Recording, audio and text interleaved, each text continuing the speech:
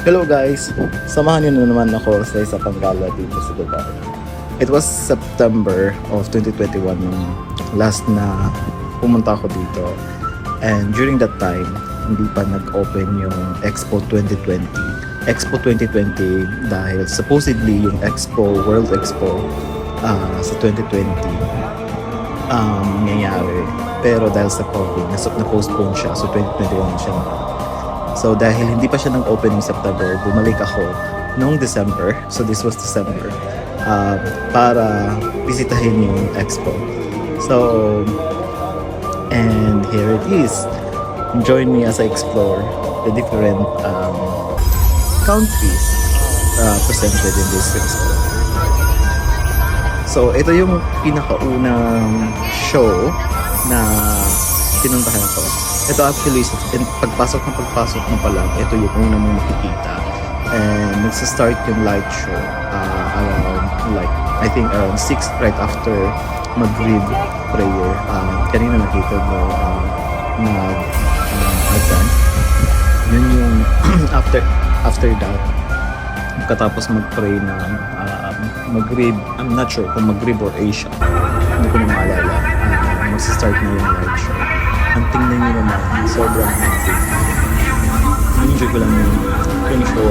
Aside from that, may mga performances, may play ng piano, may mga artists na nag-perform katapos nito. And during this time din, may mga guests na mga artists. If I'm not mistaken, during this time din, nandun ang Kaya Lili or basta mga banda sa Pilipinas. Pero hindi ko na yun napuntahan kasi late na. And may happy na akong flight. So hindi ko na hinintay. Pero ang daming Pinoy kasi may mga artista galing sa Pilipinas na guest dito. So, doon sa mga hindi nakakaalam, kung ano itong World Expo. This is an expo where like every countries will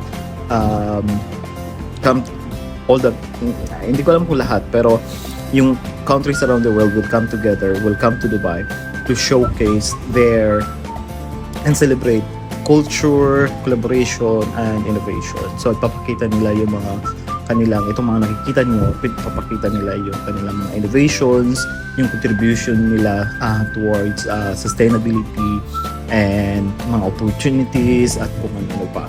So, nakikita nyo, yan, hindi ko na maalala yung ibang countries dito na napuntahan ko. Ang pinakasad lang, hindi ko ito Madagascar. Pinakasad lang, hindi ko napuntahan ang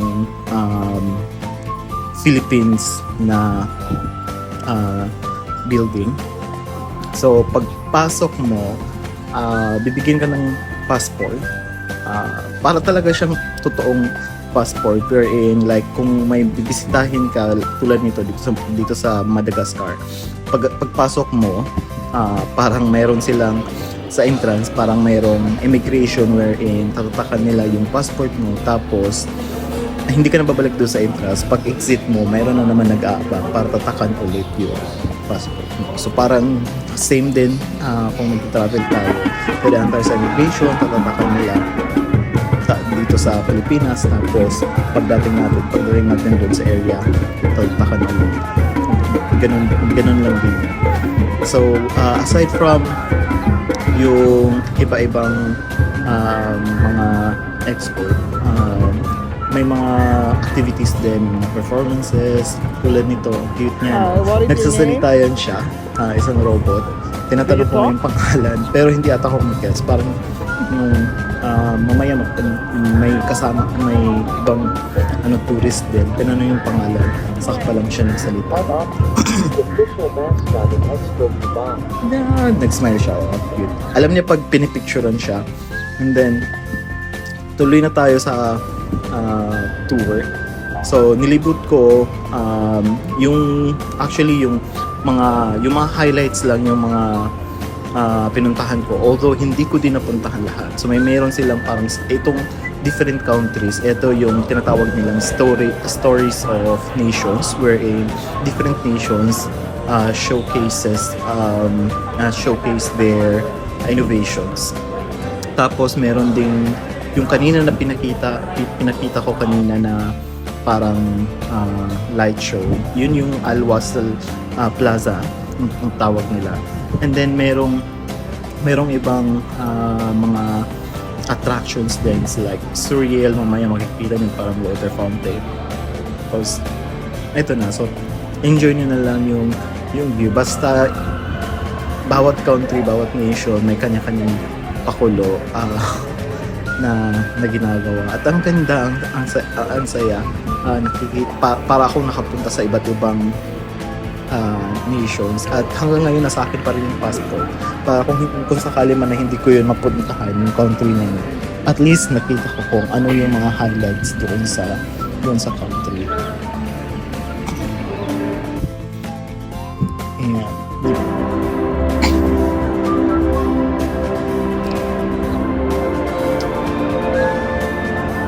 Basta bawat talaga sobrang amazing. May iba na medyo mapapansin mo na ito simple lang, pero yung ibang countries like Russia, Brazil, Turkey, yung mga rich talaga na countries, grabe talaga yung effort, ang daming visual effects, grabe yung technology. Yun yung mga highlights na so far na mga nakita ko.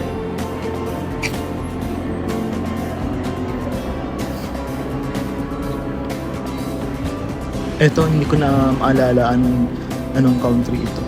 Tingnan naman yung floor, diba? Grabe. Para kang sa beach or para kang nilalakad sa water.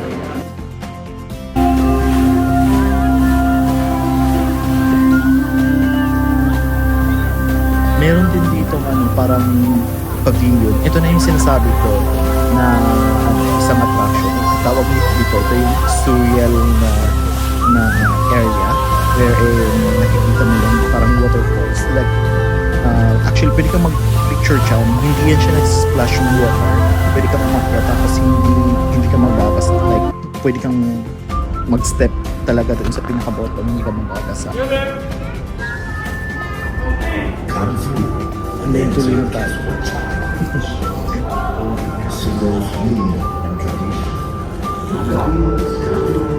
2021 pa ito, so hindi ko talaga maalala yung ibang countries kasi hindi ko nakunan yung like sa mga entrance, yung post pagpasok mo, konti lang. Ito Tres Pachas. Tingnan mo ko. Hindi ko alam kung ilang taon or ito in repair, pero if I'm not mistaken, taon-taon ito nangyayari. Minsan ata sa Qatar din nangyayari ng World Expo, pero this time sa Dubai. Tapos hanggang ngayon nandyan pa rin yung itong Expo Village. So kung may mga tourist na gusto pa rin puntahan, pwede pa rin pumunta. 50 dirhams lang yung entrance. Tapos mapupuntahan mo yung mga different nations. Although yung mga ibang items na ship na sila sa pinanggalingan nila, but yung ibang original talaga na nanggaling sa Dubai, nandun pa rin. So makikita mo pa rin siya, may issue mo pa rin.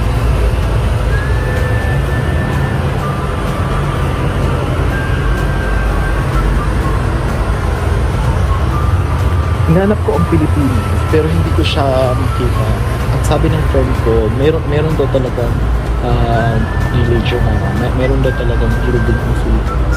Hindi ko alam kung ano yung hinighlight nila doon, pero yun, wala nang hindi ko actually, ang daming countries na hindi pa napuntahan. Kasi medyo wala silang pin-provide ng mapa. So ikaw maglalakad ka lang at Sa sobrang laki, Creo que nosotros construimos comunidad mediante la cocina, utilizando no solamente ciertos productos que ya conocemos, sino darnos la posibilidad de conocer hindi na otros kaya, y hindi na kaya ng conocer. oras kasi kailangan mo na idea de cocina tradicional y a partir de ahí pueden entrar como lo hice yo. Nuestra cocina peruana en un tiempo es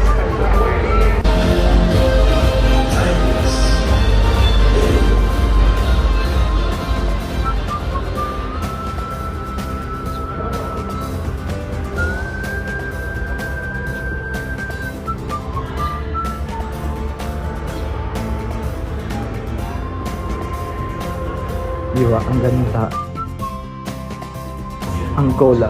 So, ito yung sa Angola. Di ba? Ang ganda. Grabe talaga yung effort ng mga countries na nag-participate. Okay.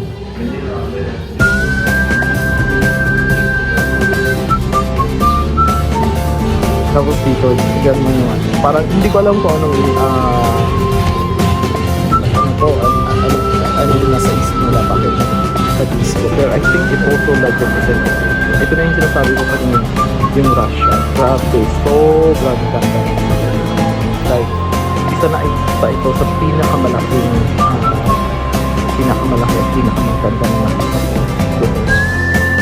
So, pagpasok mo yan, para siyang may ganyan. Tapos, aakyat siya.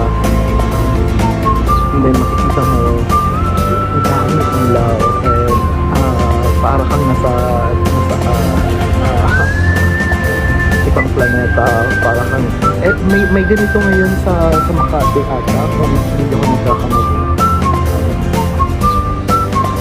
Pwede kang ito lang pumunta ng entrance, pero nakita ko sa TikTok na ang daming bisita tapos ganito. Ang ganun nito. Tapos, so, depende sa oras, may kanya-kanyang show din yung bawat aside from doon sa regular na makikita mo talaga meron sila mga so sabi ito may specific time kung kailan ito mag-play.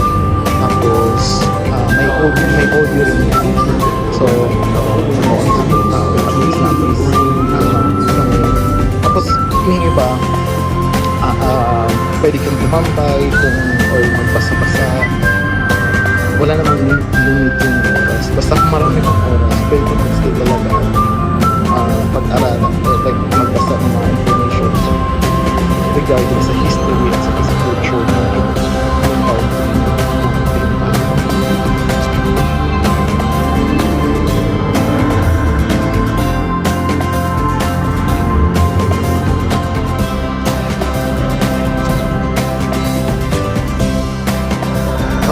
ng shape ng tapos Turkmenistan na ito, tapos yan sa loob.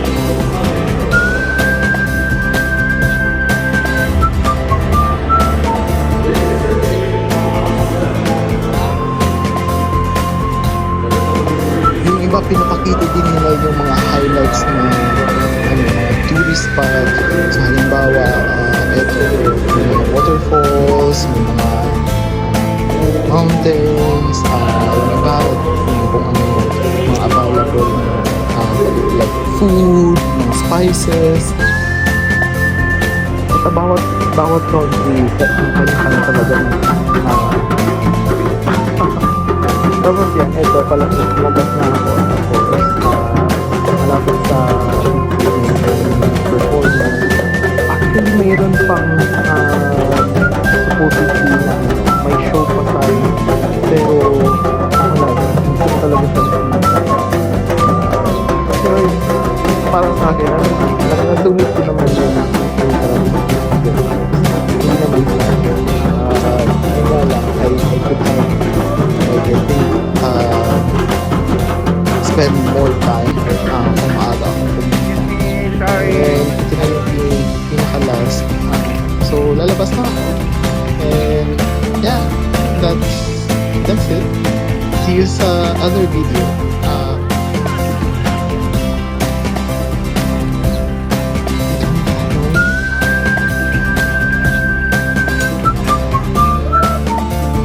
It's the Dubai Exhibition sa Paalam.